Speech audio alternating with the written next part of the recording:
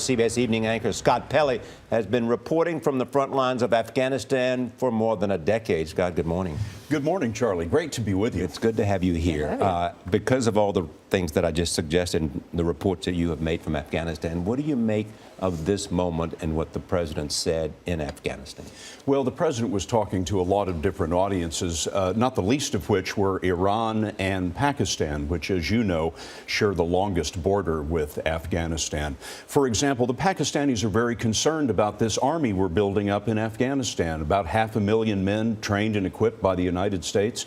Afghanistan, as you know, is a completely destitute country. It could never afford to keep that army in the field. So the Pakistanis are saying, what's going to happen if the United States pulls out? We're going to have 500,000 armed men unemployed on our border. So what this signal was from the president was to say, we're pulling our combat troops out by 2014, but we're not going anywhere. Reassuring the Pakistanis, warning the Iranians on the other side of Afghanistan, we're going to be here for the long haul. But at the same time, was it also a message to Americans that there is an end in sight in terms of American troop involvement? Well, in terms of heavy American troop involvement, yes. I mean, the president has said for quite some time that the major force of combat troops will be out of there by the end of 2014. So we're talking about almost another 3 years for the large footprint of American troops to be there. But it was important for the president to relate, I think, to the American people that our commitment there is long-term. There will be American forces at some level in Afghanistan for a very long time. Yeah, I was watching last night too, Scott, and he was saying there will be support until 2024. And I was wondering how the Afghan people feel. How they feel about us. Are they glad we're there? Should we have confidence in the Afghan military, the Afghan police force?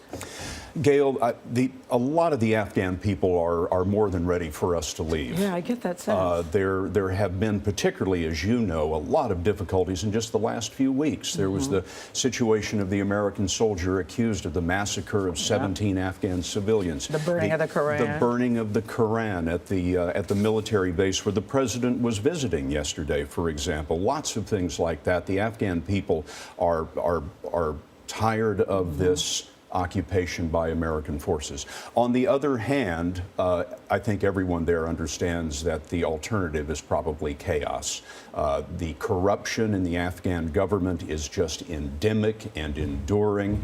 The Afghan security forces are not ready to stand alone. And the United States pulling out suddenly would cause Afghanistan to collapse again, just as it did after the Soviet invasion, which led to al-Qaeda to begin with. But we are hoping that by 2014, the Army, at least, will be able to bear the burden and be able to prevent a Taliban takeover. That is the hope of the U.S. administration. That is right. And the president is saying with continued U.S. presence and support there past 2014, we can keep the Taliban from being resurgent. Was there some question about the release of the president's trip? Did it leak before it should have? It was a remarkable thing yesterday, Charlie. We all knew in the American press that the president had gone to Afghanistan. And as is always the case, we agreed with the White House that we wouldn't say anything about that until after the president's safe arrival. These things are always kept secret in the Bush administration, in the Obama administration, until the president arrives safely.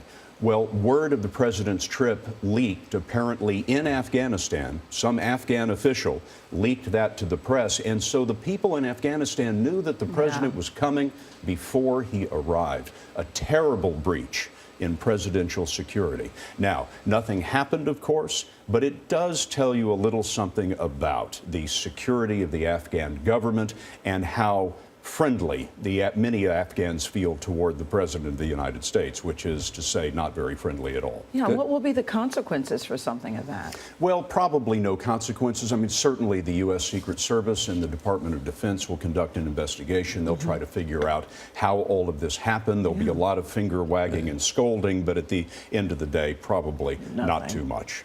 It's good to have you here. Come back. Great to be with you in the morning. Thank you. Our guy, Scott Pelley.